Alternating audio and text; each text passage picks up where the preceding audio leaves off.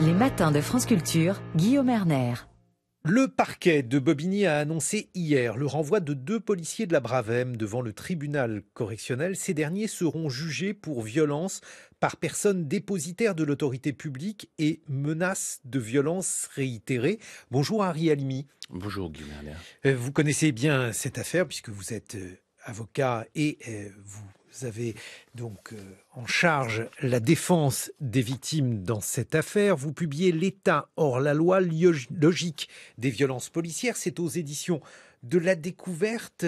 Quelques mots donc sur ces 2 policiers de la Bravem qui ont été donc renvoyés hier par le parquet de Bobigny devant le tribunal correctionnel. Que leur reproche-t-on ?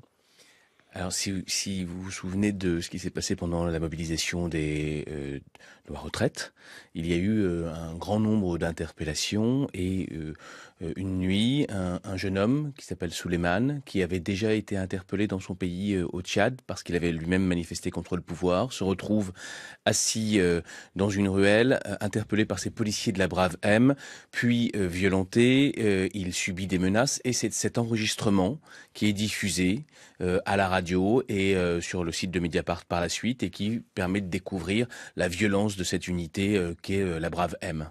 Voilà ce qu'on leur reproche. Henri Halimi, donc vous êtes l'avocat de l'une des victimes, aujourd'hui présumée victime.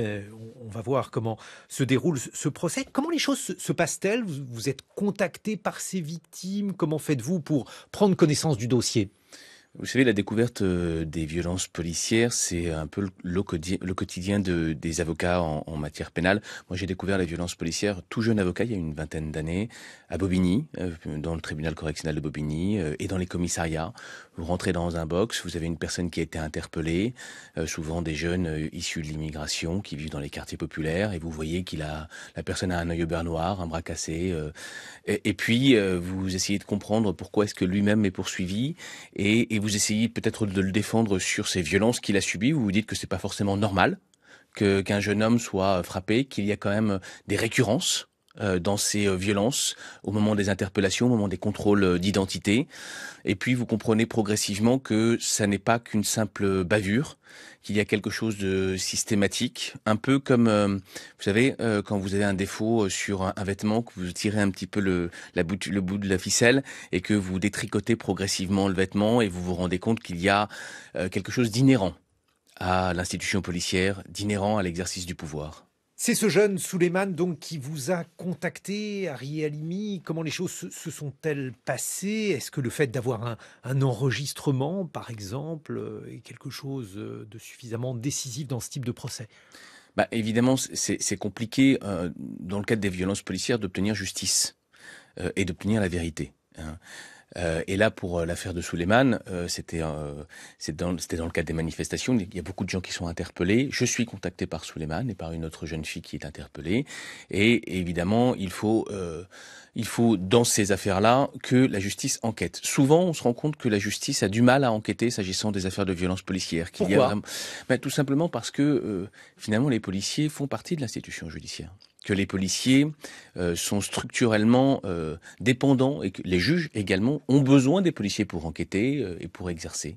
Et que la justice, finalement, est intrinsèquement liée aux fonctionnaires de police et donc que les juges eux-mêmes ont du mal à faire la vérité sur ce qu'il se passe lorsqu'il y a des violences policières.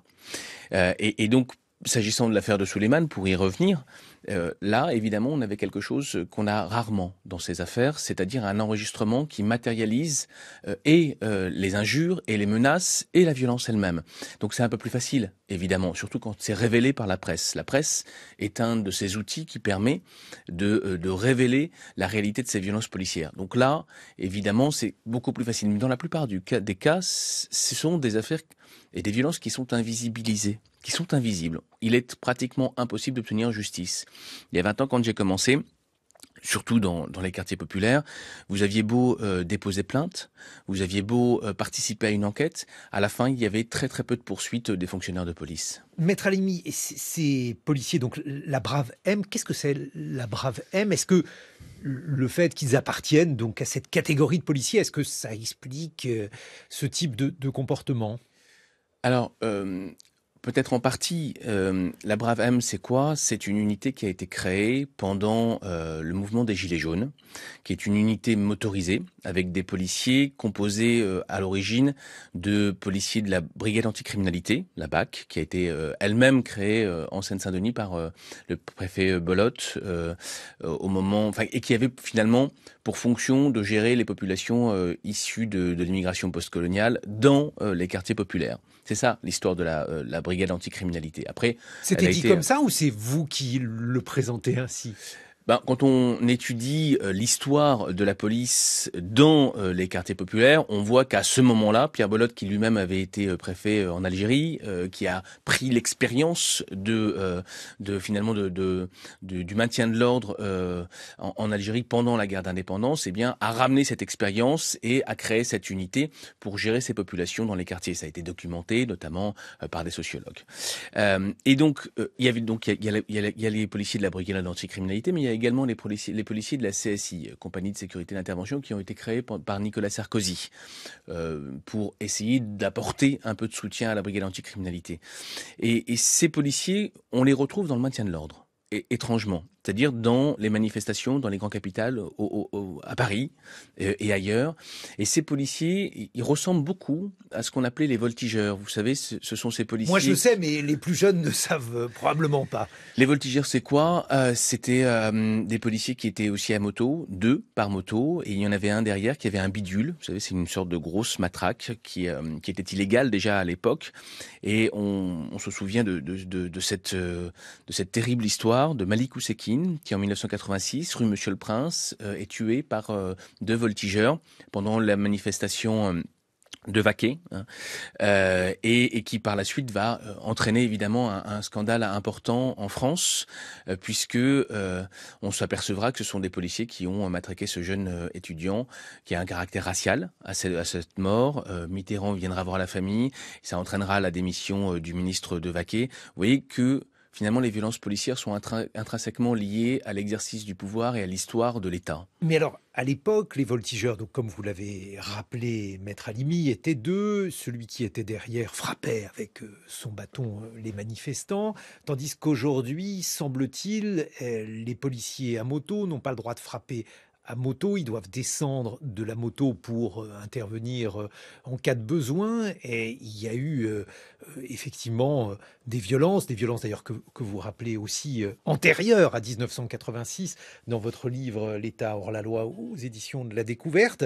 Donc on a l'impression qu'on a tenu compte de ces épisodes passés, notamment la mort de Malik Oussekine, je crois, a été véritablement une date importante pour le pays tout entier, et la Bravem est censée tenir compte de ces expériences passées. Ce qu'on a oublié de dire, c'est que les voltigeurs ont été interdits en 1986. C'est-à-dire qu'on a considéré que le maintien de l'ordre, ce n'était pas une action violente qui consistait à entrer en contact et à être entraîné par la célérité de sa moto et à commettre des violences. Et pourtant, elles ont été ressuscitées par le préfet Lallemand pendant le mouvement des Gilets jaunes. Évidemment, ils n'ont plus de bidule, maintenant ils ont des LBD 40. Qu'est-ce que c'est? Les LBD 40, c'est le successeur du flashball, qui lui-même a été interdit parce qu'il a causé des morts. Ce sont des balles qui sont considérées comme moins dangereuses que des balles tirées par des policiers et qui vont être utilisées d'abord dans les quartiers populaires. Et on va voir qu'il y a une spécificité des violences des quartiers populaires, c'est ce que j'essaye de décrire dans ce livre. Puis, dans le maintien de l'ordre, qu'évidemment, on ne peut pas tirer quand on est un brave M à moto, qu'on doit descendre, mais que ces LBD 40 vont causer énormément de dégâts. Il va y avoir beaucoup de mutilations, notamment dans le mouvement des Gilets jaunes, des éborgnements. Il va y avoir finalement ces armes dites intermédiaires, parce que considérées comme moins létales, vont être utilisées encore plus et vont créer énormément de violence dans le maintien de l'ordre. Mais alors, qu'est-ce que ça veut dire, Maître Halimi, selon vous? Est-ce que cela signifie que ces policiers sont dotés d'un matériel qui est dangereux et donc nécessairement qui va provoquer ce type de fait? Est-ce que cela signifie aussi que ces policiers sont mal formés, peut-être débordés parfois dans le feu de l'action? Qu'en pensez-vous? Je pense qu'il y a une multitude d'explications à l'explosion des violences policières que l'on connaît et que l'on voit à longueur de journée dans les médias et qu'on essaye de déchiffrer. J'ai justement essayé de faire ça. C'est-à-dire on ne peut pas se contenter aujourd'hui de défendre et de considérer qu'il n'y a que des bavures, notamment quand on est avocat, et que quand on commence à creuser, on se retrouve face à une montagne, et que cette montagne, c'est une structure, c'est l'État, et que finalement la violence policière est intrinsèquement liée au fonctionnement de l'État, qu'il y a évidemment des particularités selon les types de violences, qu'elles peuvent être liées évidemment à la formation, des policiers, que ça peut être lié à l'usage des armes qui sont inadaptées au maintien de l'ordre, qu'il y a une multitude de facteurs, mais que ça ne suffit pas comme réflexion et qu'il faut avoir une réflexion beaucoup plus large.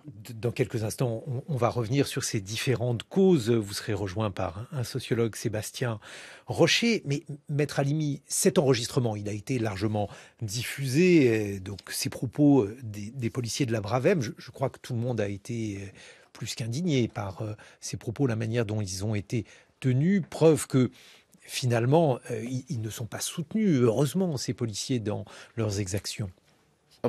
Quand on y réfléchit un petit peu, quand on n'a pas d'enregistrement et quand on n'a pas de vidéo, et c'est dans la majorité des cas ce qui se passe, vous prenez l'exemple du jeune Guinéen Alhoussen Camara tué en juin juste avant la mort de Naël. Eh bien, on n'a pas du tout entendu parler de cette mort. C'est à Angoulême, en Charente. Eh bien, cette affaire n'a pratiquement pas ni défrayé la chronique, et pourtant les policiers ont été mis en examen pour meurtre. Vous voyez que... Mais ils sont encore présumés innocents. Évidemment que chaque personne, au début du processus judiciaire, est présumée innocente. Et quand bien même on aurait une vidéo d'un tir, comme c'est le cas dans l'affaire de Naël, il y a toujours la présomption d'innocence qui s'applique. Ça n'exclut pas de la possibilité de réfléchir et de comprendre le fonctionnement de ces violences policières et d'en parler, notamment à la radio. On va essayer d'en parler et de réfléchir sur les différentes causes de ces violences. L'État hors la loi, logique des violences policières, c'est l'ouvrage que vous avez publié aux éditions La Découverte. On se retrouve dans quelques instants, Maître Halimi. 6h30, 9h, les matins de France Culture. Guillaume Erner. Avec une actualité en matière de violences policières, on l'a évoqué, le parquet de Bobigny a annoncé hier le renvoi de 2 policiers de la Bravem devant le tribunal correctionnel. Et puis, vendredi dernier, la justice a prononcé un non-lieu en faveur des 3 gendarmes impliqués dans l'affaire Adama Traoré, mort le 19 juillet 2016. On en parle en compagnie de l'avocat Arié Halimi. Vous avez publié L'État hors la loi, logique des violences policières aux éditions de La Découverte, et nous sommes en duplex avec Sébastien Rocher. Bonjour. Bonjour. Sébastien Rocher, vous êtes directeur de recherche au CNRS, spécialiste de la police. On vous doit notamment La Nation inachevée aux éditions Grasset. On évoque ces procès donc de policiers dans des contextes de violences policières. Vous qui travaillez depuis quelque temps sur ces thèmes, avez-vous l'impression que la justice passe plus facilement lorsqu'il s'agit de juger des policiers ? Non, c'est beaucoup plus difficile. Plus facilement qu'auparavant, je veux dire. Plus facilement qu'auparavant. Alors, il y a 2 choses. Il y a la conscience collective, politique, médiatique de la réalité des violences policières. Là-dessus, il y a eu, je trouve, énormément de progrès. Cette émission en témoigne. On a le partage sur les médias sociaux des vidéos qui montrent un certain nombre d'agissements policiers, y compris l'exécution en direct de Naël après l'avoir menacé. Donc ça, publiquement, c'est aujourd'hui extrêmement difficile, même si le gouvernement le fait, de réfuter toutes ces violences policières, c'est une chose. Mais ensuite, le fait d'aller jusqu'à un procès suite à une enquête dans lequel on va éventuellement prononcer une condamnation qui sera plus ou moins exécutée, ça c'est toujours un chemin de croix. Les procureurs gardent l'opportunité des poursuites et peuvent entamer ou pas des poursuites, décider ou non de ces poursuites. Les magistrats sont toujours réticents à considérer que les policiers ont individuellement commis une faute qui mérite une sanction. Le système d'enquête judiciaire reste des policiers qui enquêtent sur leurs collègues. Donc il reste qu'il y a énormément de freins en France, mais même pas simplement en France, y compris dans les démocraties approfondies que sont les pays nordiques. Donc une évolution avec un certain nombre de verdicts. On l'a évoqué il y a quelques instants, la justice, Maître Halimi, a prononcé vendredi dernier un non-lieu en faveur des 3 gendarmes impliqués dans l'affaire Adama Traoré. C'est une affaire qui a été très emblématique des violences policières. Votre point de vue, justement? Alors, je ne me prononcerai pas sur le fond de l'affaire, d'abord parce que la famille a un avocat qui s'appelle Yassine Bouzrou, et qu'on ne peut pas, quand on est avocat, éthiquement et déontologiquement, s'exprimer sur un autre dossier qu'on ne connaît pas. En revanche, je connais cette affaire d'un point de vue politique et médiatique, comme toutes les affaires de violence policière. La justice a beaucoup de mal à traiter les affaires de violence policière. Pourquoi ? Parce que les juges, comme la plupart d'entre nous, y compris les politiques, pensent que finalement l'État a une forme de monopole de la violence légitime et que par conséquent, les violences commises par les représentants de l'État dans l'exercice de leurs fonctions sont un petit peu normales.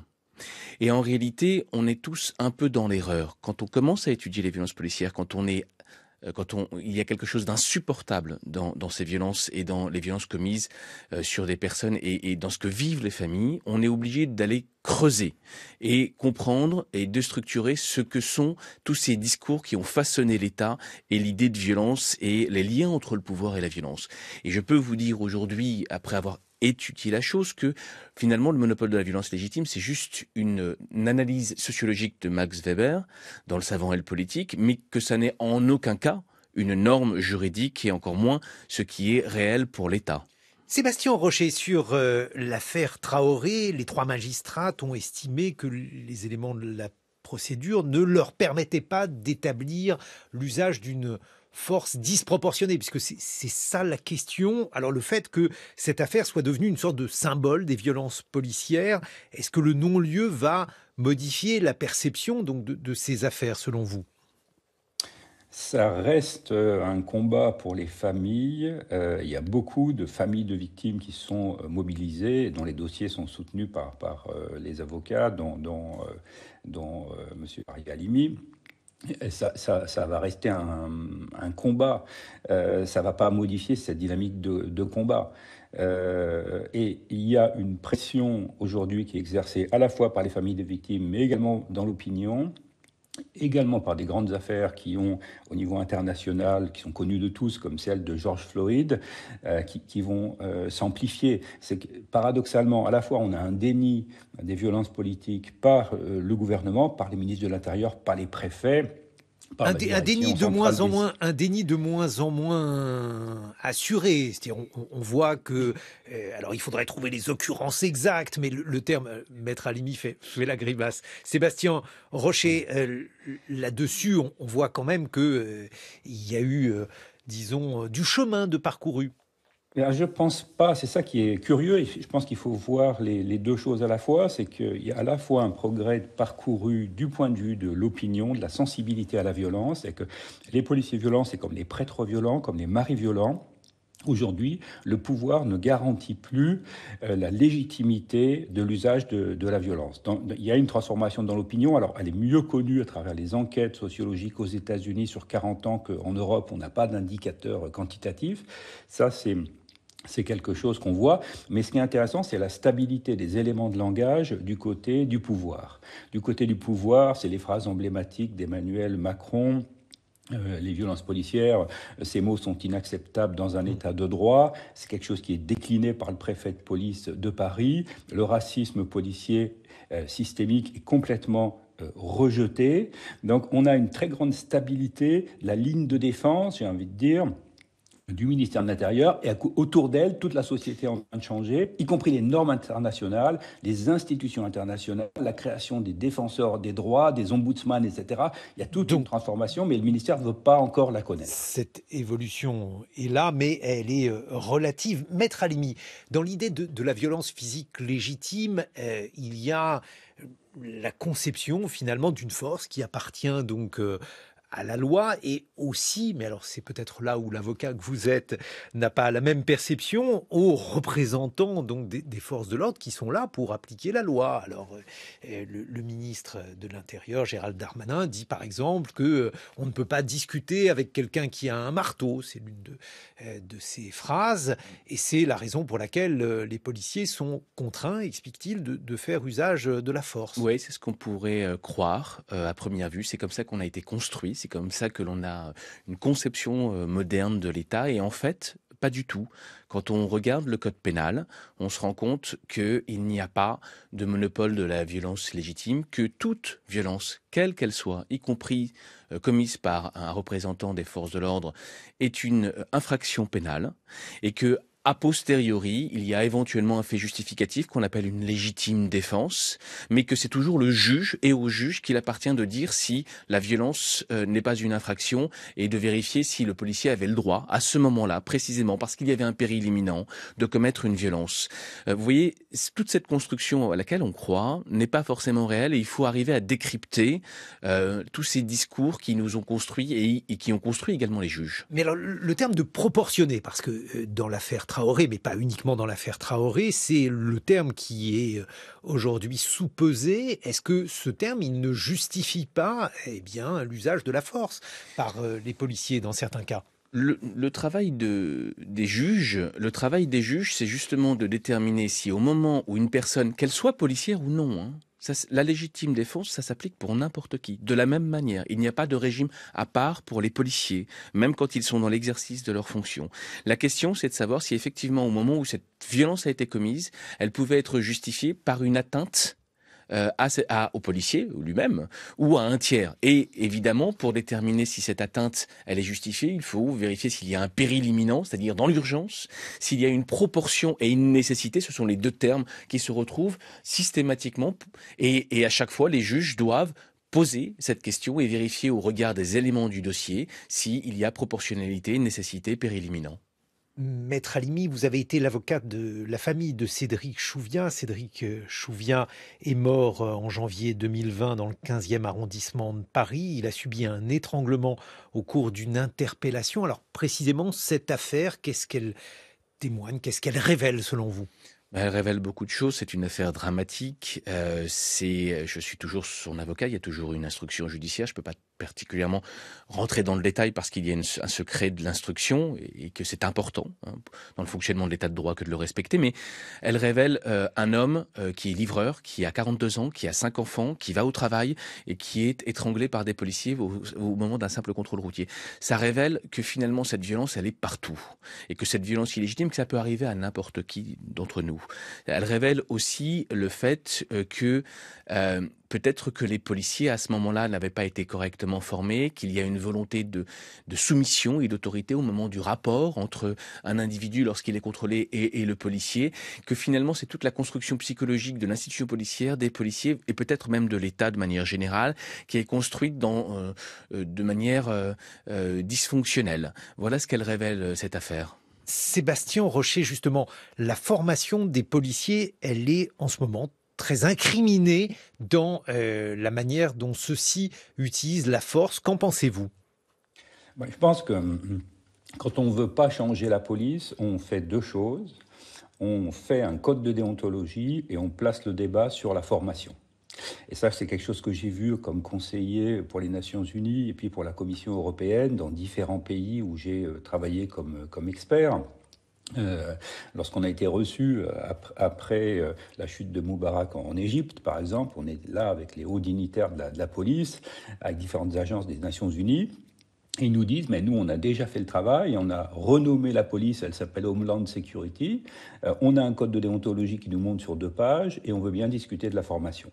Et c'est vraiment une ligne qui sert à ne pas bouger, parce que les déterminants de l'exercice de la violence par la police, c'est par exemple la loi de 2017 qui autorise à tirer même lorsqu'on n'est pas menacé.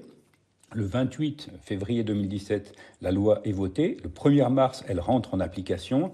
Et dans la même année, on a plusieurs tirs mortels, alors qu'on n'en avait jamais plus qu'un au maximum par année dans les années précédentes. C'est-à-dire que c'est les mêmes policiers avec la même formation, le même encadrement, les mêmes chefs, qui se comportent différemment. Les déterminants du comportement, ils sont d'abord dans la chaîne de commandement. À Sivins, en 2014, quand Rémi Fraisse est tué, le ministre demande des interpellations et de la sévérité.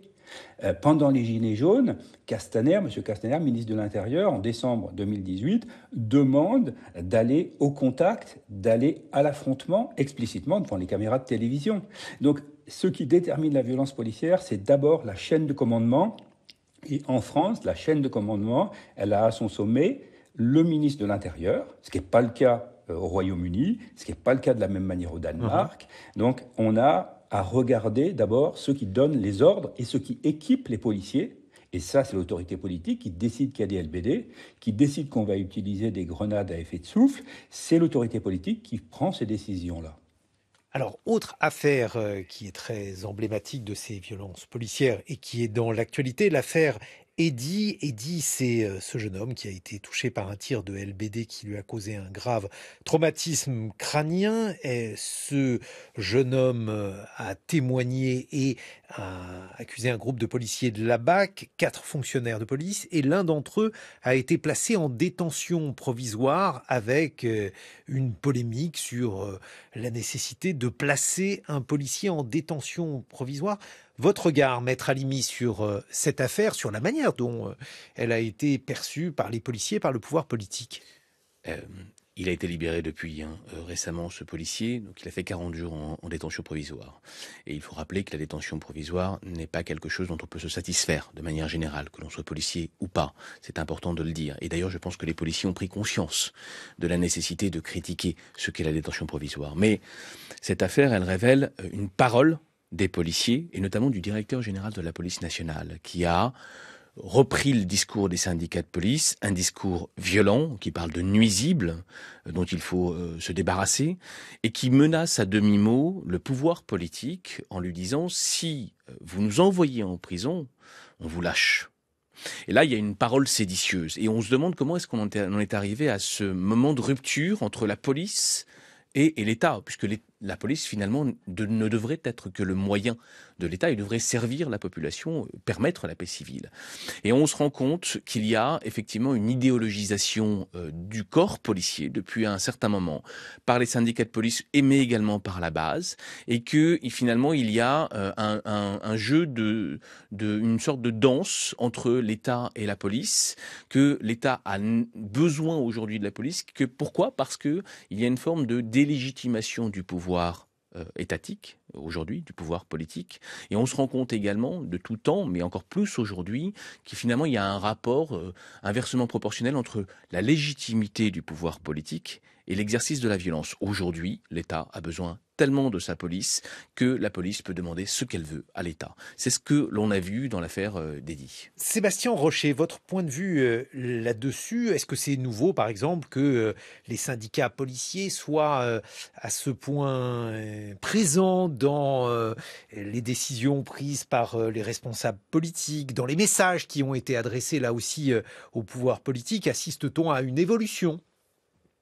Alors, les syndicats de police sont des organisations qui sont puissantes parce que le taux de syndicalisation dans la police est élevé. On ne le connaît pas exactement, mais autour de 80%. C'est moins de 4 fois moins dans le reste de la fonction publique.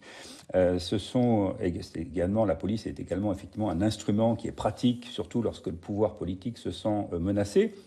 Mais la puissance des syndicats ne réside pas dans les syndicats. Elle réside dans la faiblesse de l'autorité politique. Et c'est ça qu'a montré le moment extraordinaire dans lequel le directeur général de la police nationale et le préfet de police de Paris, c'est-à-dire des autorités qui chapeautent 150 000 fonctionnaires, qui se sont mis à se comporter comme des hommes politiques. C'est-à-dire qu'ils sont allés dans le champ politique et ils ont dit la Constitution qui garantit l'égalité devant la loi, finalement, ça, c'est pas si important que ça. Le droit pénal qui garantit qu'on peut rechercher les responsabilités individuelles, finalement, ça, c'est également quelque chose qui n'est pas très important. Et en accord avec le ministre de l'Intérieur, ils se sont comportés comme si eux-mêmes étaient des responsables politiques et plus des hauts fonctionnaires qui avaient un devoir de neutralité, ce qui qualifie la fonction publique professionnelle dans les pays occidentaux, c'est la rationalité et la légalité, la neutralité d'un système bureaucratique. C'est défini par Max Weber à nouveau, et ça reste vrai. Et là, on sort complètement de ce cadre. Et c'est un cas qui va rester dans les annales du comportement de la haute fonction publique en France et en Europe. Ils sont complètement sortis des clous qu'on a l'habitude de considérer. Donc c'est une affaire qui est d'une gravité énorme, et je pense qu'on ne lui a pas encore donné tout le poids nécessaire. Et ce que je finis le raisonnement, elle montre la faiblesse de l'autorité politique. Si vous voulez, les responsables syndicaux sont forts parce qu'on les laisse être forts. C'est ce qu'a dit la Cour des comptes quand elle a parlé d'une relation asymétrique entre le gouvernement et les syndicats, en disant on donne beaucoup aux syndicats en échange de rien. Et on leur donne beaucoup en échange de rien parce qu'il n'y a pas de vision de ce qu'est une police démocratique, ni chez le ministre de l'Intérieur actuel, ni chez ses prédécesseurs. Il n'y a pas de plan d'action pour démocratiser la police en France, puisqu'on ne lui reconnaît pas de défaut. Donc il n'y a pas de vision transformatrice, et donc on a uniquement démocratiser la police, vous y allez fort, puisque la police n'est pas antidémocratique, Sébastien Rocher. Démocratiser, oui, c'est une tendance. La démocratisation, la police française n'est pas la police la plus démocratique en Europe. Si on regarde des critères comme le contrôle exercé sur la police, à la fois par les autorités indépendantes et par la justice française est moins dotée que grand nombre de justices européennes, y compris allemandes. Le défenseur des droits français est le plus pauvre de tous les défenseurs des droits européens. Donc on a un certain nombre de critères, si vous voulez, qui permettent d'évaluer le caractère démocratique de la contrôle. Les marges de progrès. Mon camarade Jean Lémarie. Les politiques sont sommés de réagir contre les violences commises par des policiers, sommés de réagir aussi par ces syndicats policiers, mais au-delà, par la base, puisque ce que les policiers de terrain, je vais être très terre à terre, disent et répètent, c'est que la violence, souvent, est de plus en plus forte. Les politiques peuvent-ils rester silencieux face à ça ? Maître Halimi. Eh bien non, les politiques ne peuvent pas rester silencieux face à ça, tout simplement parce que il en va finalement de notre futur politique. Il en va de l'alternance aussi politique. Imaginez que ce pouvoir policier qui est en train de prendre le pas sur l'État aujourd'hui se retrouve entre les mains d'une alternance politique encore plus mais je parlais aussi de la violence mise en avant par les policiers eux-mêmes et que les syndicats relayent, parfois avec les mots stupéfiants qu'on évoquait tout à l'heure. Cette violence, finalement, elle est revendiquée par les syndicats. Et même, ils sollicitent de plus en plus d'usage des armes. Ils sollicitent un statut à part. Donc, finalement, et évidemment... Mais est-ce qu'elle ne se justifie pas, maître, par la violence supplémentaire des manifestants ? Je ne suis pas sûr d'abord qu'il y ait une violence supplémentaire des manifestants. Elle est dite, elle est annoncée, mais elle ne relève pas forcément sur des chiffres. Je défends aussi des manifestants. Je ne vois pas d'explosion de la violence. Au contraire, quand vous regardez les 10 à 20 ans qui viennent de s'écouler, vous avez une décrudescence importante de la violence et de la délinquance en France. Donc peut-être qu'il n'y a qu'un discours qui est utilisé et instrumentalisé pour permettre justement de solliciter une violence encore plus grande de la part des policiers. Moi, c'est comme ça en tout cas que je l'analyse. Sébastien Rocher, quelques mots de conclusion à cet égard. Est-ce que cette violence policière, elle n'est pas donc la conséquence d'une violence supplémentaire des manifestants ? Alors, il y a dans la violence policière une partie qui s'explique par la sévérité des comportements des manifestants. De la même manière que les policiers sont plus violents que des manifestants violents, les manifestants violents sont plus violents que les policiers violents. Donc il y a un système d'interaction, comme dans toute dynamique de violence.